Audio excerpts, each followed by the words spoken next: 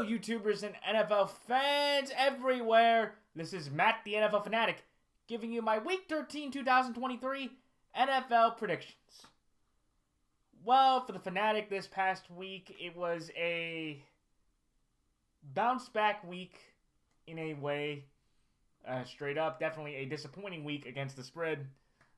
So last week, and I just will point this out there, usually I like doing videos on Mondays, but I have some business I have to take care of on Mondays that are likely going to make the videos now come out on Tuesdays because I have to handle some business first.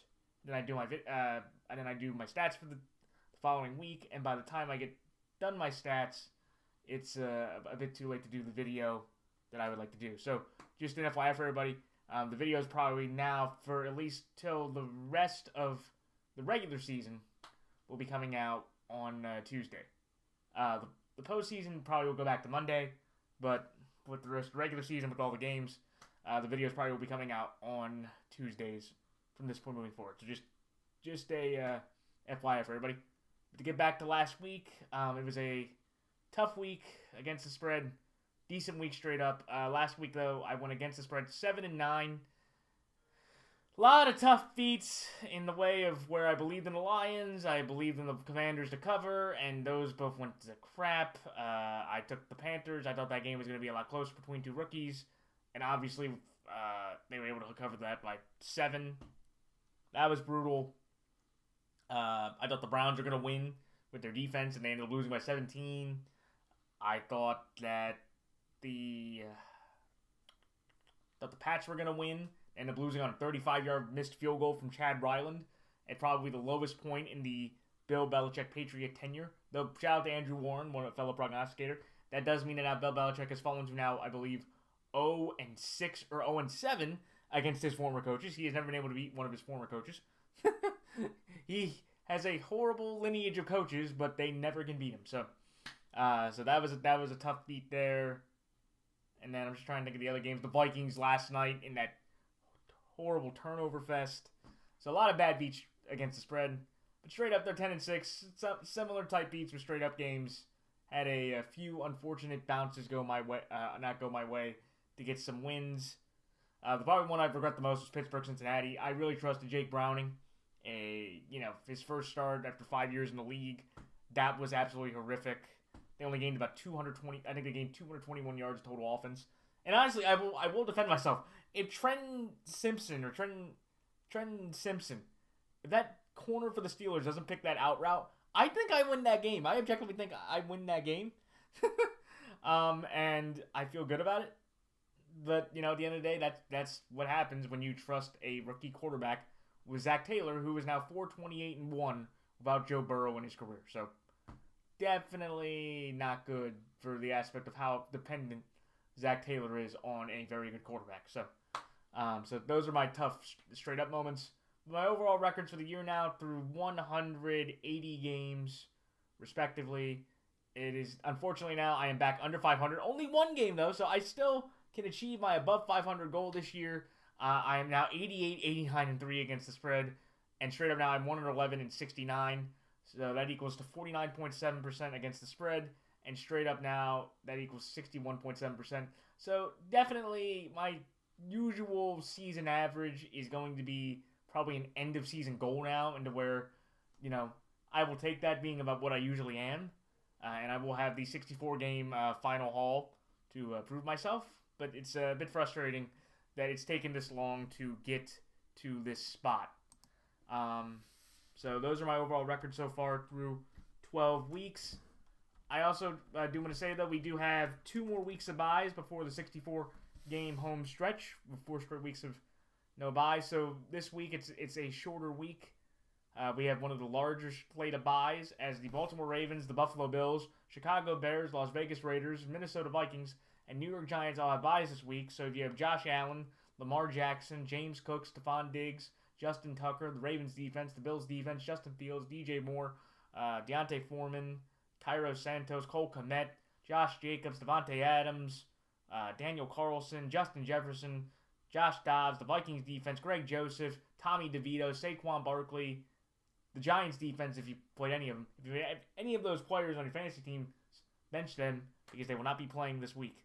So it's a short 13-game week this late in the season. So I think that is very key for a very touchy type of situation for this week. But let me get into my picks. So on Thursday night, the usual annual Thanksgiving post-tradition where two teams from the Thanksgiving slate will play the following week, so they get just the typical week. So on Thursday, though, when the 6-5 Seattle Seahawks travel to Dallas to take on the 8-3 Dallas Cowboys, the Dallas Cowboys are 9-point favorites in this game. Give me Seattle here +9, but I'm going to take Dallas straight up. Then the next game, when the 6-5 Indianapolis Colts travel to Tennessee to take on the 4-7 Tennessee Titans, the Indianapolis Colts are 2-point favorites in this game. Give me Indianapolis here -2, and Indianapolis straight up. Then the next game, when the 4-7 Los Angeles Chargers travel to New England to take on the 2-9 New England Patriots, the Los Angeles Chargers are 6-point favorites in this game. Give me the Los Angeles Chargers here -6, and the Los Angeles Chargers straight up. Then the next game, when the 8-3 Detroit Lions travel to New Orleans to take on the 5-6 New Orleans Saints, the Detroit Lions are 4-point favorites in this game. Give me Detroit here -4, and Detroit straight up. Then the next game, when the NFC South leading and sad division leading 5-6 Atlanta Falcons travel to New York to take on the 4-7 New York Jets. The Atlanta Falcons are 2.5-point favorites in this game. What a rare moment for the Falcons to be a favorite in a road game. But I am actually going to stick with that line. I'm going to take Atlanta here -2.5 and Atlanta straight up. Then the next game, when the 2-10 Arizona Cardinals travel to Pittsburgh to take on the 7-4 Pittsburgh Steelers. The Pittsburgh Steelers are 5.5-point favorites in this game. Give me Pittsburgh here straight up, but I'm going to take Arizona +5.5. Then the next game, when the 8-3 Miami Dolphins travel to Washington to take on the 4-7 when the 8-3 Miami Dolphins travel to Washington to take on the 4-8 Washington Commanders. The Miami Dolphins are 9.5-point favorites in this game. Give me Miami here -9.5 and Miami straight up. Then the next game, in one of the big games of the week, I think the second biggest game of the weekend, when the 6-5 Denver Broncos go to Houston to take on the 6-5 Houston Texans. The Houston Texans are 3.5-point favorites in this game. In my only outright upset of the entire weekend, I'm going to take Denver here +3.5 and Denver straight up to win this game. And then the next game, when the 1-10 Carolina Panthers travel to Tampa Bay to take on the 4-7 Tampa Bay Buccaneers. The Tampa Bay Buccaneers are 5.5-point favorites in this game. I'm going to take Carolina here +5.5, but I'm going to take Tampa Bay straight up. Then the next game, when the 7-4 Cleveland Browns stay in Los Angeles, they basically travel from Denver to LA, and they're practicing at Dorian Thompson-Robinson's alma mater, UCLA, for the week. The Los Angeles Rams are 4-point favorites in this game. Give me the Los Angeles Rams here -4 and the Los Angeles Rams straight up. Oh, and I just realized that last statement I lied. So there are two games outright that I'm picking against the spread with the underdog and straight up. And in the game of the weekend, the rematch of the NFC Championship game, probably the feistiest matchup of the year, when the 8-3 San Francisco 49ers travel to Philadelphia to take on the 10-1 Philadelphia Eagles. The Philadelphia Eagles are 2.5-point underdogs in this game, which I think is incredibly surprising. The Philadelphia Eagles, I'm going to take the Philadelphia Eagles here +2.5 and Philadelphia Eagles straight up.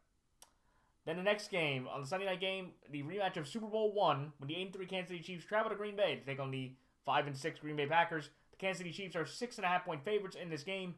Give me Kansas City here -6.5 and Kansas City straight up. Then the next game, and finally the Monday night game, when the 5-6 Cincinnati Bengals travel to Jacksonville to take on the 8-3 Jacksonville Jaguars. The Jacksonville Jaguars are 8.5-point favorites in this game. Give me Jacksonville here -8.5 and Jacksonville straight up. All right, it's time for my quick thoughts on each game. The Dallas Cowboys over the Seattle Seahawks. This is a fairly easy game. The Dallas Cowboys have never trailed at home this season. They've continued their home win streak. They have won 13 straight home games for the year. And in those 5 games, Dak Prescott has completed 77.7% of his passes for 1,555 yards, 15 touchdowns, to only 2 interceptions. I also want to congratulate Deron Bland for his 5th pick 6 of the season, an NFL record for a single season. I don't know if he is the defensive player of the year, but I do think that he is in the conversation. Also, Myles Garrett and T.J. Watt. I think they have been that effective for their teams given the situation. But also, though, it's amazing. I think I heard a stat that the Cowboys are one of 3 teams this year that have not beaten a team above 500 the entire year. I think it was, or besides, I guess last night it was the Bears and somebody else that hadn't had a win over a 500 team, and they are an 8-3 football team.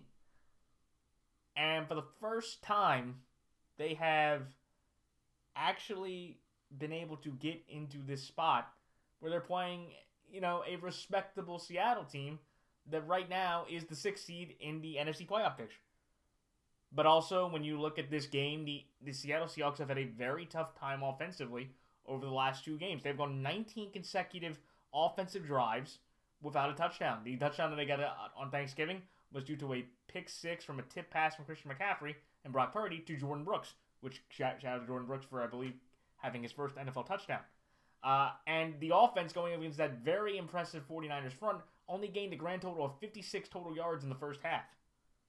And Jackson Smith-Njigba's had a very underwhelming rookie season. He's only had about 400 yards in X amount of games. Even though I know he missed a couple games with a broken finger, if I remember correctly. And to me, this is one of those things to where I just look at this game and I'm going to give Seattle a little bit of benefit of the doubt because I trust Seattle's coaching and roster a bit more.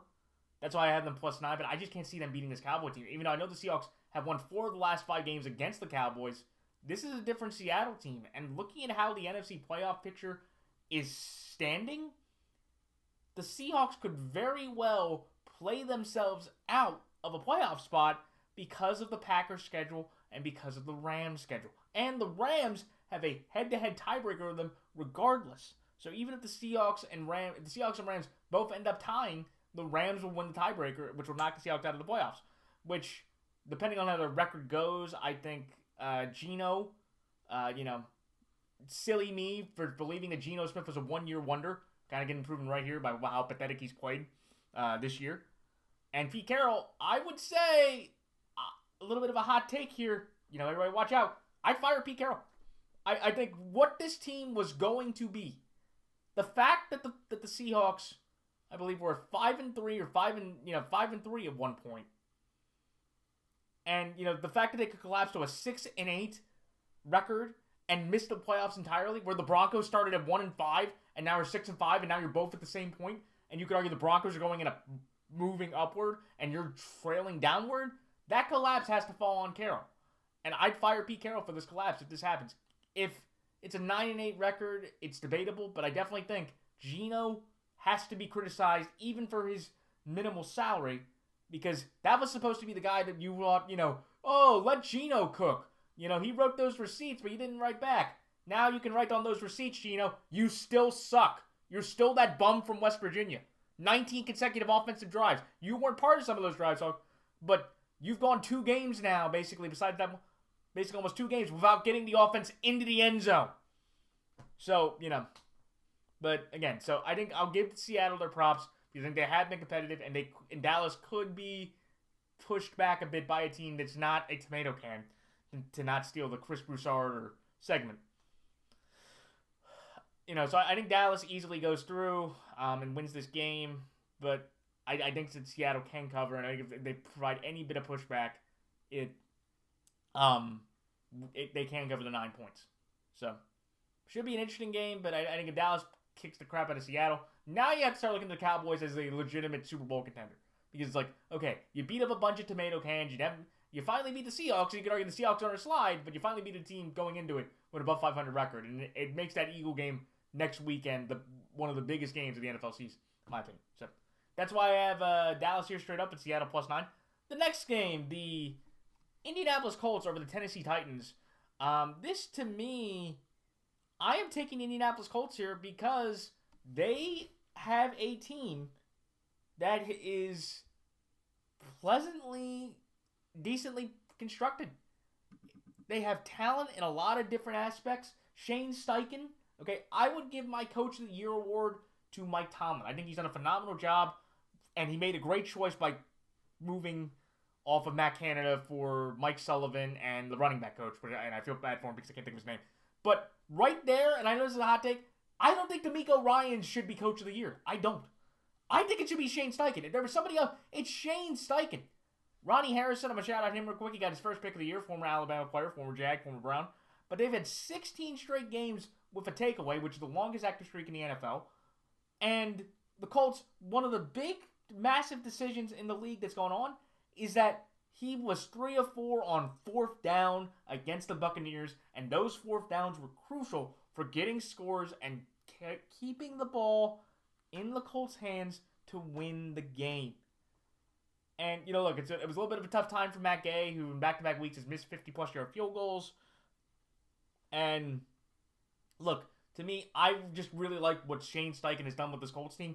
They are competitive. They are consistent. You don't get that many penalties. And they put up points every week. I think I told you a couple weeks ago. They're the only team in the league that's every week put up at least 20 points a game. And that's with Gardner Minshew playing almost the last 2 months by himself. Like, Gardner isn't, phenomenal or a long-term starting quarterback, but he is one of the better backups, and I just objectively just believe in that. And look, with the Titans, look, they played a very bad Panther team.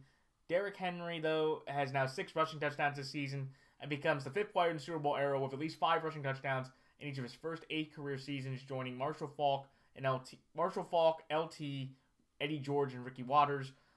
They do not get a lot of interceptions. They have forced the second fewest interceptions in the league, so that's a positive. But I do want to shout out that offensive line because for the first time all year since Will Levis has been starting, he got sacked less than 2 times in a game. He only got sacked once for the first time in about 4 or 5 games. He did not really have to face that much of a pass rush. But the problem for the Titans is also they have besides DeAndre Hopkins, they have no receiving core. Even on Sunday, this is an actual fact. If you look at the stats, no wide receiver in that game caught more than 50 yards in the game. None of their receivers, even Hopkins, could move the ball through the air that much. And Arden Key, I want to shout him out. He had a huge forced fumble at the end of the half, which gave Derrick Henry his 2nd touchdown. Do I think the Titans can compete? Yes. I think Mike Vrabel, it's a down year for him. I don't think, he's in a very good spot. And even though I did hear they are probably going to keep him, which I am a bit hesitant on, because even though I like Mike a lot, I am a Mike Vrabel fan. And honestly, another personal opinion, it's not. I think Mike Vrabel is a better head coach than Kyle Shanahan, objectively throughout their tenures. If you go through the whole thing, but if this quarterback Will Levis doesn't really improve, it seems like that the 4 touchdown game was a blip. And what you're seeing out of Will Levis is that when the game really matters, because I'm not really going to count the 2 touchdowns against the Jags because they were getting their rear ends kicked. Okay, so I'm sorry. Sorry, Will Levis fans or Will Levis stands or Hellman's, the mayonnaise sponsor that's with him. I just don't really count those because, he hasn't really thrown a touchdown when it's mattered the last 4 games. And I just think that's going to be the problem, to where if they go into this 3rd year post-Tannehill, if Vrabel has another losing season, I think you have to fire him because it's just there eventually comes a point where you have to make a change to a different side of the ball that's going to be effective. And on the defensive side of the ball, there's not a lot of great picks that have been made besides Simmons that are really making an impact for this Titans team. So, it should be an interesting game. Again, Vrabel, Steichen, competitive game last time. They could have won if they made a field goal or made some other decisions. But I think the Colts, better coached, a bit healthier, and I just trust their momentum right now compared to the Titans. So that's why I like Indianapolis here -2 and Indianapolis straight up. The next game, the Los Angeles Chargers over the New England Patriots. This is one to where, look, the Chargers, amazingly, are just, they are so bad. They are so bad. Their defense did pretty well against the Baltimore Ravens. I watched that game. Lamar only threw for 170 yards. He had about 250 scrimmage yards. Gus and Keaton really didn't do that much. Zay Flowers was the really only effective receiver. Likely was mid. Beckham didn't do a lot. And they held the Ravens to only 20 points. But unfortunately, right when their defense plays a pretty solid game, they have their season low offensively in points and a season high in turnovers. They came into the game committing the fewest turnovers the whole year.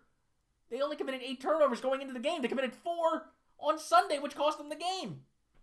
There are a couple bright spots here. Khalil Mack has 13 sacks this year, so it proves that 6-sack game wasn't really, just a blip. So he wasn't the Chandler Jones of this year where, Chandler Jones had 8 sacks the whole year, but it was he had 5 in one game, so he really didn't do anything. So I have to give credit back that. He's had a phenomenal year, especially with Joey Bosa now being out for the next 3 games at least with foot injury. And I want to shout out the Chargers kicker, Cameron Dicker, who is the most accurate kicker this year in the league. They finally have solved their kicking issue, but it just doesn't matter. Is that every time the Chargers are in a competitive game, they just can't get it done. Justin Herbert now, 30-31 as a starting quarterback. 61 games this guy's played. There was a crazy stat, too, before the game, to where, they had scored on offense as 1 more point than they had given up on defense. So that basically tells you that's the equivalent of a 500 team. And it's just it's crazy. But here's the problem. They are playing, in my opinion, the second worst team in the NFL. So as bad as the Chargers have been, they're playing the Patriots, who, Bill Belichick, this is a great stat for everybody. Bill Belichick has had 113 games where his defense has allowed 10 or fewer points. In the first 111 of those, he went 109-2. Over the last 2 weeks, the offense has scored 10 points. The Colts and Giants have scored 10 points. He's lost both those games. Mac Jones has been now benched 4 times this year. And as much as I was a Mac Jones defender going into this year, I thought Bill O'Brien could help him. He does not need to see the field anymore this year. He's been benched 4 times already. Let Zappy go. Maybe he'll put a Zap in the offense. I don't think so because he also threw a horrible pick. But that Patriots offense, it makes the Jets look up and go, wow, the Jets might have a better offense than the Patriots. And who would have thought you could have said that this year with how bad the gosh darn Jets have been. And I'll get to them in a second. But, look, no receiver on the Pats, and it's just horrible quarterback play. No receiver on the Pats has more than 411 yards this year as a team. And I think Demario Douglas or Pop Douglas is their best receiver. And, by the way, another sneaky blunder by Belichick here. He actually traded away Nick Folk to the Tennessee Titans, who I've said multiple times has scored as many points, if not more, than the Titans offense has. And this rookie, Chad Ryland, Ryland is a bum. He's only made 67% of his field goals this year, and he keeps choking in the biggest of spots. He's like the anti-Vinatieri for the Patriots, and I'm not even kidding. This team is so bad offensively that besides Stevenson and Andrews offensively, I don't even think you can name a legitimate effective weapon. Or Andrews, Ramondre Stevenson, and Pop Douglas. Besides that, nobody else on this roster has really made that significant of an impact. Maybe you can say Hunter Henry. Okay? But, those 4 guys, nothing else is there. The line sucks. They can't move the ball. It's not imaginative. The quarterbacks are god-awful. And it's just, as much as I want to, think, oh, the Chargers are going to choke. It's Belichick at home. It's I don't think they can choke so hard that they're not going to win this game. Look, the last time the Chargers won New England was 2005. And they've lost 7 straight times to New England overall in this series. But this is not the Belichick-Brady type run Chargers. This is the Mac, even though Mac beat them back, I think his rookie year. He's won this game against this team, but this team now has objectively just looked so bad. I have to take the Chargers because they're just too talented, and to where, as much as maybe the Chargers may want to choke it away, the Patriots are going to keep giving the game back to them, giving the game back to them, giving the game back to them. If Brandon Staley loses to Bill Belichick and this current Patriots team and chokes it again, then you would have to, I'd fire Brandon Staley today, or that day. He wouldn't even get to be able to go on the flight back to Los Angeles. Because that would be a shameful and as pathetic a loss as Brandon Staley could have. And that's saying something, knowing his tenure. So, I'm going to take the Chargers because I just think they're just clearly that much better of a roster, and I just don't think the Patriots are so bad that as much as the Chargers may want to try to choke the game away, they're not going to lose. And I think they'll at least win by a touchdown because that's how bad the Patriots are right now. So, that's why I like the Los Angeles Chargers here, -6 on the Los Angeles Chargers straight up. The next game, the Detroit Lions over the New Orleans Saints. This is one to where the Lions have hit a bit of a snag. And I think the biggest reason why is turnovers. They've committed 7 turnovers offensively over the last 2 games, which has caused their 1-1 record in the division at home. And I think, and also here was a crazy stat that I just wanted to mention. The Lions are now 0-13 on Thanksgiving Day when the moon is in a waxing gibbous. This was a genuine stat that was found by somebody, and it was on the Bleacher Report X page. So this is I wanted to share it with everybody. I thought it was such a crazy stat. The Lions now are 0-13 on Thanksgiving when the moon is in a waxing gibbous. I don't know how somebody would have thought that you could connect that, but it's just really weird that it's been that effective. So again, the Lions have hit a bit of a snag, and turnovers have been the primary reason, and they were 1 of 6 on 4th down, which for Campbell, being that aggressive part, that's in his nature, but it just wasn't that effective. But the good news is they're playing the Saints, who I objectively thought, I think I said this to everybody, I thought they were going to win the NFC South because I thought the South was that bad. The sad part is, they're probably not going to win the NFC South because they're even worse in that division, even though the division is the worst in football. It is the worst winning percentage in the past 20 years. They have a bottom 10 rushing defense. Bijan and Algier and Ritter were able to just carve, or Bijan, Algier, and Patterson were just able to carve up that rushing defense. And injuries are piling up in New Orleans. You've had Michael Thomas go on the IR. You had Marshawn Lattimore go on the IR. Chris Olave had a concussion. Derek Carr dealing with a shoulder injury. So many bad injuries for the Saints. And here is a massive problem. That Jesse Bates has more touchdowns with Derek Carr on offense than he does. The Saints have gone 15 consecutive drives without an offensive touchdown with Derek Carr on offense. Jameis got 2, the 3 touchdowns they scored, Jameis scored 2 of them, and Taysom Hill scored 1 when he was, in one of those random plays. Like I said, Taysom Hill, the MVP of the skill positions for this team this year, he has the most total touchdowns for the team the entire year. And since week 2 of 2021, I do want to shout out Tyrann Mathieu. For the first time in about 3 years, Tyrann Mathieu had a 2-interception game, which is great for him. But this is, for me, the Saints, through all their home games this year, have scored a grand total of 6 offensive touchdowns this year at home. This Saints shell game, this Ponzi scheme of an organization they are running, with all the salary cap problems, is finally catching up with them.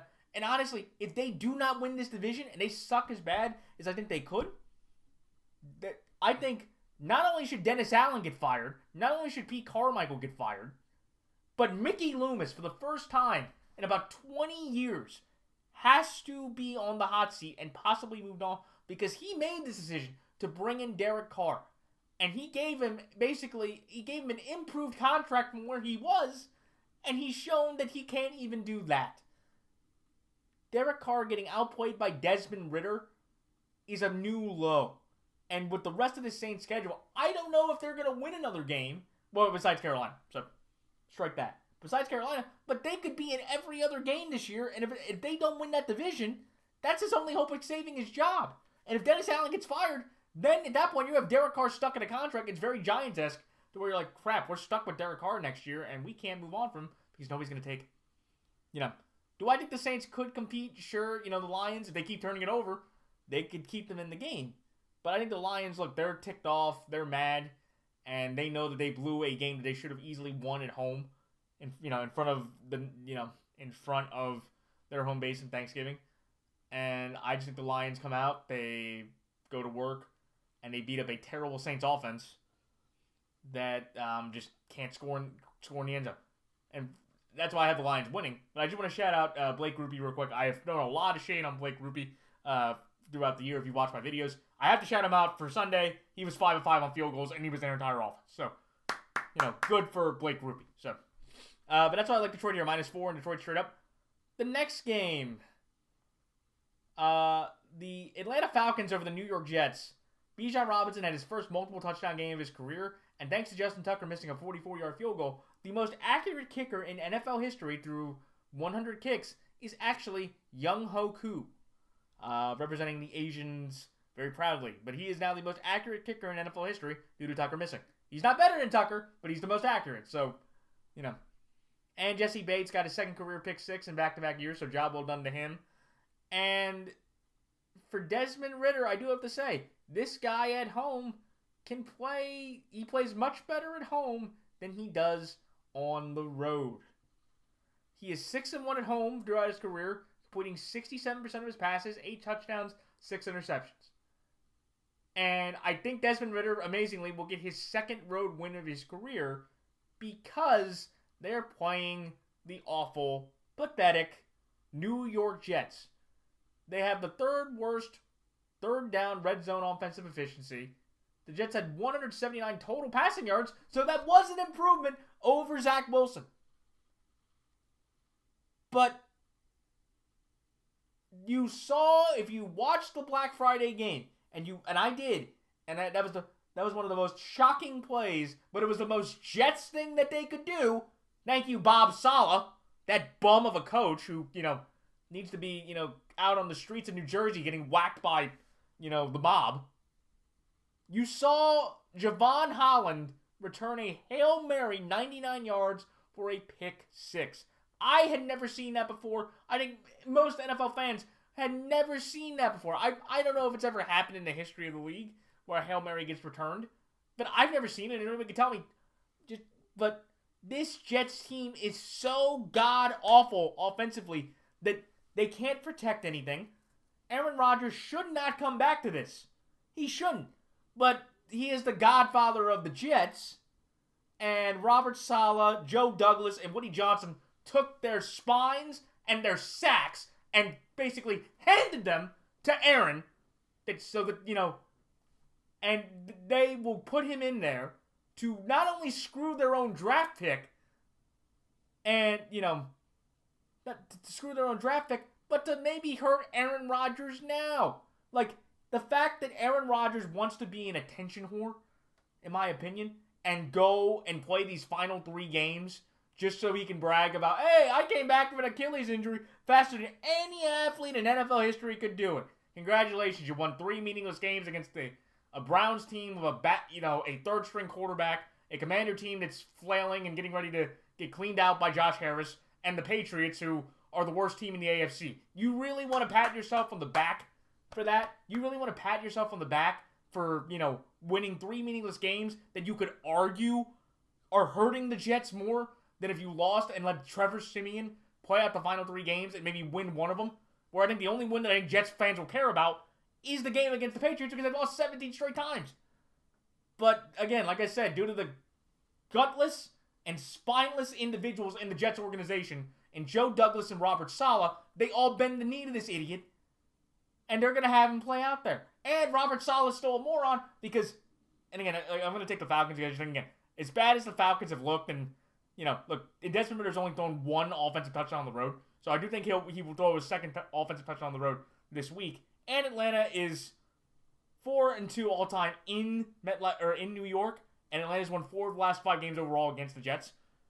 So that's why I have Atlanta winning. I just wanted to just end this part of the Jets real quick about Saleh. Robert Saleh is just incompetent. He's not smart. Because, remember, and I'll get to the rest of the picture. Let me just spend 30 more seconds. Okay, Robert Saleh kept kissing Zach Wilson's rear end every week, and it was like, well, his accuracy's improved. His decision-making's improved. He gives us our best option to win. Well, when Tim Boyle, who had more passing yards and a passing touchdown, which Zach Wilson and them could not do, he's like, well, with Tim Boyle, when after the game, they're like, oh, can we go to Trevor Siemian? Well, we're not there yet. Wait, where was the Tim Boyle's accuracy improved. Tim Boyle's decision-making improved a bit. And you could argue Tim Boyle gives him the best chance to win. Where's the consistency, Saleh? You are speaking out of your head and your rear because it's just like, where's the consistency? You should just say, Trevor Siemian's going to start until we possibly get Rodgers back. Okay? And it's just like, this whole situation for the Jets makes me want to punch their owner in the face. Because it's crazy to see them objectively go through this and not look at the coach and the GM and want to just can both of them. But thankfully to the ex-Green Bay Godfather, they're not going to do anything.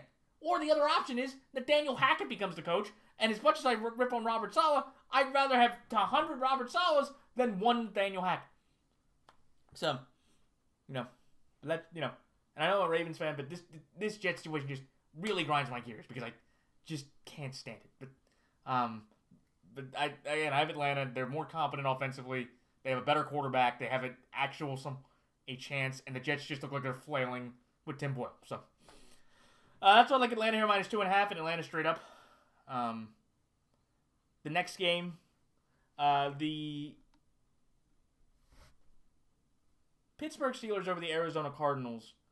This is one to where, look, Arizona gave up a season high in total yards and 228 rushing yards. That was the most rushing yards they'd given up since Week 16 of the 2020 season when they gave up 227 yards to the San Francisco 49ers.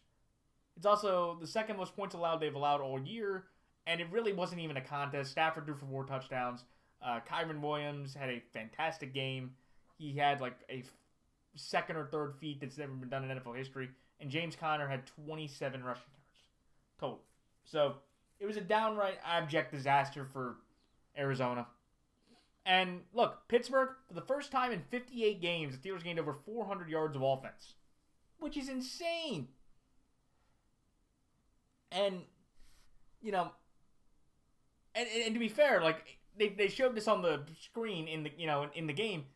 Among the 3 teams with the longest streaks in that idea, they had a winning record without getting 400 yards total offense. The other 2 teams, I think it was the Raiders and I forget, it was a more recent team that couldn't get 400 yards offensively. They had losing records. And with the Pittsburgh Steelers with Mike Tomlin in this run, Mike Tomlin was able to get a winning record out of that whole stretch, which is amazing to me. You know, TJ Watt, has 91 sacks in 98 games. So he's reached over 90 sacks in fewer than 100 games. He has 2 sacks. He's leading the league in forced fumbles. And he's at a sack in 57 career games, which is the 5th most career games for a player's first 7 seasons, which is impressive. And 2 other things. Kenny Pickett threw for the 2nd most yards of his career. He did not have a turnover. He has the longest active Pittsburgh Steelers quarterback streak of consecutive games without committing a turnover, which is, I think, significant in this streak. And it was the first time all year that the Steelers outgained an opponent. So it was 221 to about 421 yards. So they outgained it by 200 yards. It's crazy that they only won by a 6-point game because of the red zone problems. And the Steelers' defense cannot stop moving the ball from the 0 to the 20. From the 0 to the opposing 20. But they have one of the best red zone defenses in the league, and they caused a lot of turnovers, which has allowed them to have the 5th fewest points this year while giving up the 7th most yards, which is insane. And as a team, since they added Broderick Jones into the offensive line, they have rushed as a team for over 166 plus rushing yards as a team over the past 4 games, and they are 3-1 in those games. And I just think, again, I'm going to take Pittsburgh because, again, I think that offense looked competent enough that I trusted against a very bad Cardinals defense. And the last time Pittsburgh lost at home to Arizona, you have to go all the way back to 1969. But I'm going to take Arizona plus 5.5 because I believe in Kyler Murray enough that I think he can make some plays that will cause them to have some trouble. And if the offense can't get the ball moving or they're stuck in the red zone again, I objectively believe the Pittsburgh Steelers, the Cardinals can hang around and cover in this game. If the offensive line just gets blown up, Kyler's, running for his life, or he makes a terrible, 1 or 2 throws for interceptions, this could get ugly. But I think with the Steelers' offense, it's not going to get ugly enough that I feel like even if I can't cover the 5.5, I don't think it's going to look that bad. I don't think the Steelers are going to blow out the Cardinals just because of Kyler's talent. The next week when they play the Patriots, that could be a decisive game where that's going to get ugly for New England. But that's next Thursday. So, but that's why I like Arizona here plus 5.5, but Pittsburgh straight up. The next game, the Miami Dolphins over the Washington Commanders. Best wishes to outside linebacker Jalen Phillips, who tore his Achilles on the MetLife turf, just like Aaron Rodgers tore his Achilles on the MetLife turf. Tyreek Hill, another, fantastic game, 1,324 receiving yards, just like last time. He has 86 scrimmage yards. He's the 5th wide receiver ever with at least 80 scrimmage touchdowns in his first 8 seasons, only joining Jerry Rice, Randy Moss, the 4th receiver, joining Jerry Rice, Randy Moss, Marvin Harrison, T.O. That's elite company. The Dolphins have the number 1 and number 2 offense in most statistical categories: rushing yards, passing yards, yards per play, points a game, points scored. They have been a fantastic offense against mostly tomato cans. And they've held 5 straight opponents. Shout out to Vic Fangio for this, to under 100 rushing yards as a team. So they have really done very well defensively on, these very bad teams. And the Dolphins, they're very much like the Cowboys. I think the Cowboys have a little bit more grit to them, and the Cowboys have shown a little bit more fight in the games against the top teams in a way, But the Dolphins are very much like the Cowboys, to where, you watch them on a week-to-week basis. They look very flashy. They're very consistent. They're very dynamic offensively, but they kick a lot of tomato cans. And the Commanders are, once again, a tomato can, where the Commanders have fired Jack Del Rio after having led the worst defense overall in the league. And they have an issue for me, I think, with the Commanders, to where I don't trust their defense to stop anything at this point, especially with Sweat and Young being traded away. I don't really believe in them moving forward with the ball in that way. And Sam Howell, in the offense, though, Sam Howell is kind of in a weird spot to where he leads the league in 3 interesting categories. He leads the league in passing yards, interceptions, and the amount of sacks taken. So you can give him credit for the passing yards and passing attempts, criticize him for the interceptions, and feel bad for him for he's been the most sacked quarterback in the league. He's been sacked 55 times this year. And they can move the ball. The Commanders can move the ball offensively, but they're very much like the opposite of the Steelers. It's the Commanders are like what they would love to play the Steelers with. The Commanders can move the ball from the 0 to the red zone. They just can't put the ball in the end zone or even get points off of that. So, again, if you want to give Eric Bieniemy credit for moving the ball, sure. But it's a points league, and Eric Bieniemy, he's probably going to be gone, because it's just you can't do that. You can't have over 300 plus yards of offense and put up a grand total of 10 points where you only committed 1 turnover the entire game. So, the Commanders have won 3 of the last 4 games against the Dolphins at home. But this Dolphins team, I know it's Miami coming up in December in the cold. But this Miami team, is a bit more hardened. They went into New England and won. They went into New York on Black Friday and won. So they've come up to the East Coast against these bad teams and put up a good enough showing that I think they will continue to move on and roll with. Do I think the Commanders can put up a fight? Sure. I think losing Phillips, if the Commanders' offensive line could hold up, they can move the ball, because Sam Howell has been able to make some throws. But I think with Tua, with the lack of pass rush, and with how bad the Commanders' overall defense is, even though Rivera is taking the play calling over, I think the Dolphins easily roll on to another win to look forward to their next game against I believe they play the Titans next, which is not be fun. But yeah, so that's all. Miami around -9.5. Miami straight up. The next game, in one of the better games of the week, the Denver Broncos over the Houston Texans. The Denver Broncos ran for the most rushing yards on the Browns defense this entire year, which was incredibly surprising. I did not think that they could do that. I thought that Browns defense was going to be able to stifle them.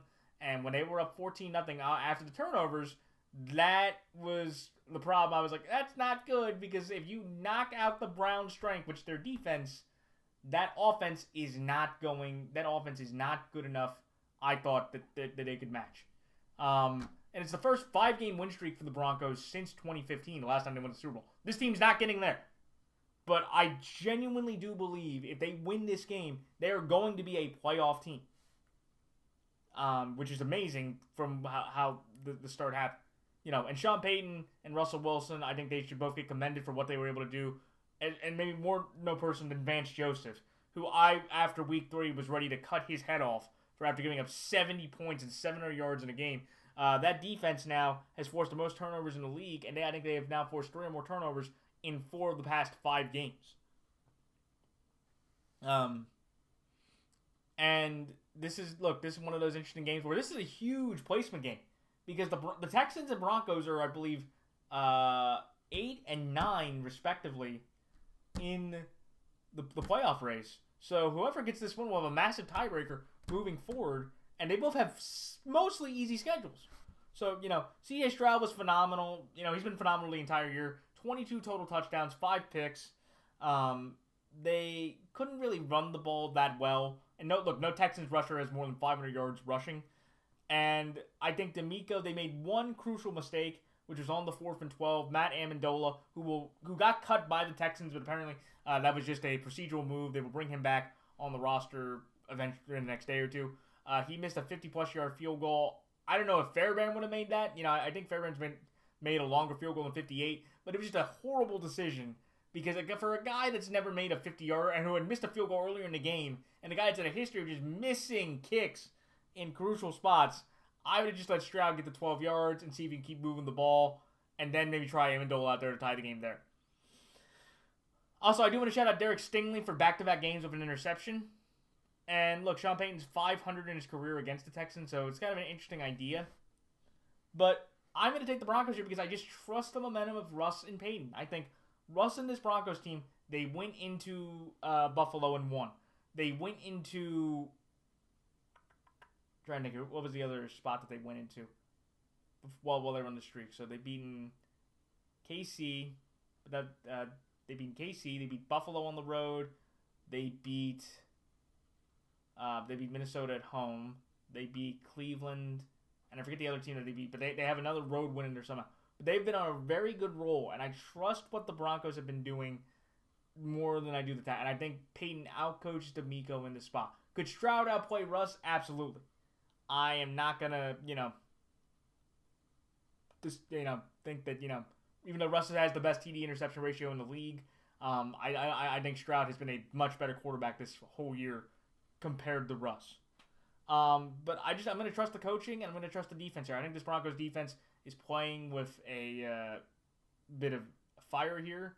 They're playing with a frustration, and I think that the Broncos can easily go into this game feeling a little more confident, just having the experience, outcoaching the rookie. I think, could the Texans easily win this? Sure, and I wouldn't be surprised. But I'm going to take the better coach, the better quarterback, and the better playing defense right now, which is the Broncos, to win this game.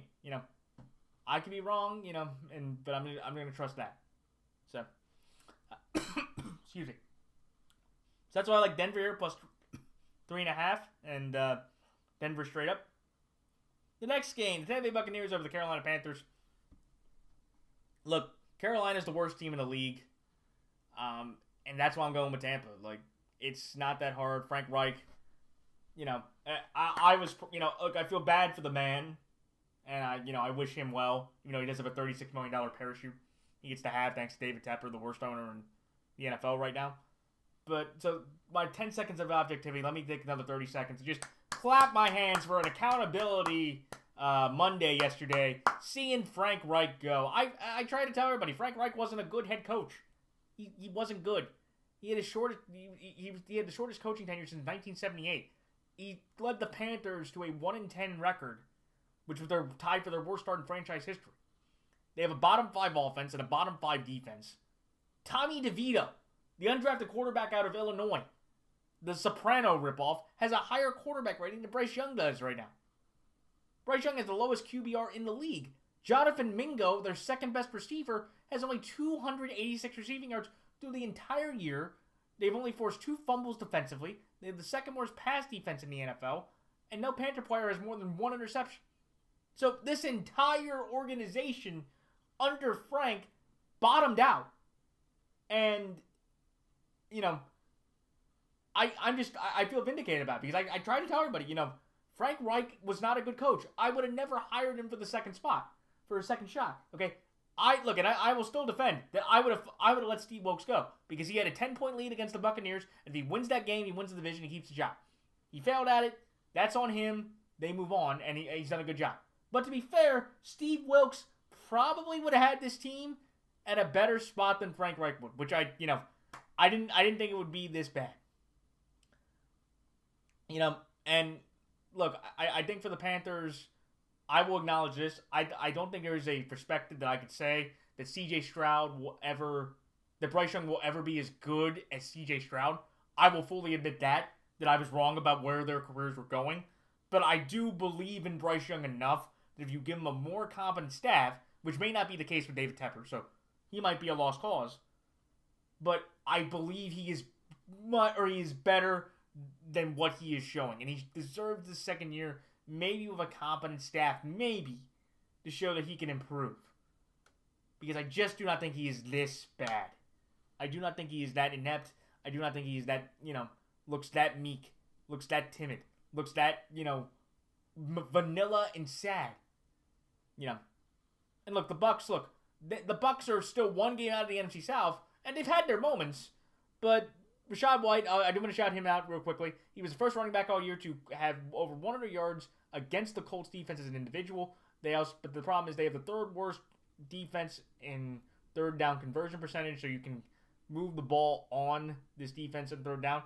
And their rushing attack is horrible because no other running back on the Tampa Bay roster has more than 43 yards rushing outside of Rachaad White. So it's something to where, you could argue it's Rachaad White's been phenomenal, but they really cannot find anybody else that can run the ball effectively. But they're just playing a Panther team that, again, they have the second worst offense. So it's something to where, it's a strength-on-strength thing to where it's okay, the Panthers can't move the ball and the Bucks can't stop it. But I'm okay, the Bucks should be able to stop the Panthers' offense. And I just think the Bucks, they're still playing for something, and Baker has played better than Bryce. I took the Panthers on the spread just because they might get a pick-me-up with Frank being gone. But I could definitely see the point of that could flip the other way as well, and they may just bottom out and give the Bears the number one pick, which would be horrible. But at this point, for the Panthers, they're just all playing for their jobs, and Brian Burns just waiting to get out of there so we can get another contract. But look, I think Tampa wins. They've just shown to be fundamentally better and consistent, and the Panthers are just the worst team in the league, and it's easy to say that. And I think Tampa wins, and they have some false hope. But if the Bucks don't win the division, I do think Bowles will be fired. I think it's sad because Todd Bowles, to be fair to him, as much as people get on Todd Bowles, and okay, this is only his second year there, and he did win the division last year. Pete Carroll went 8-8, and he didn't win the division next year. They didn't fire Pete Carroll after winning the NFC South, the worst division of football, the following year. I'm not saying that Todd Bowles, will do better his third year when they got Russ. I'm not saying that. I'm just saying that I give Todd a third year, but I don't think he'll get it. And I think that entire Tampa staff will be going through significant changes once again. So, outside of Bruce, who made the smart move to go upstairs. So, that's why I like Tampa Bay here straight up. But Carolina, please go up real quickly. Carolina, plus 5.5. The next game, the Los Angeles Rams over the Cleveland Browns. This is one to where the Browns are just suffering injuries. The Browns are suffering injuries. And I think that's the biggest reason why I'm going with the Rams. Amari Cooper got hurt. Dorian Thompson-Robinson has a concussion. Myles Garrett got his shoulder popped. But thankfully they didn't find any structural damage. And the injuries just keep bounding up. Dorian Thompson-Robinson and P.J. Walker this year combined for 2 offensive touchdowns and 9 interceptions. In the 5 games the Browns have played without Deshaun Watson the entire way, they only scored 6 offensive touchdowns. And it's just something to where, I can't trust this Browns team, even with as good a defense as they have, and Denzel Ward I know was hurt, which was pretty massive, to not win a game. Because the Rams have a good enough offense that I think they can score enough that I don't think the Browns can match. And Cooper Kupp was able to play through. The Rams, Kyron Williams had 200 scrimmage yards. He became the 4th running back in NFL history to have 140 rushing yards, 60 receiving yards, and 2 touchdown receptions in the same game, joining Larry Brown, Kareem Hunt, and Billy Cannon.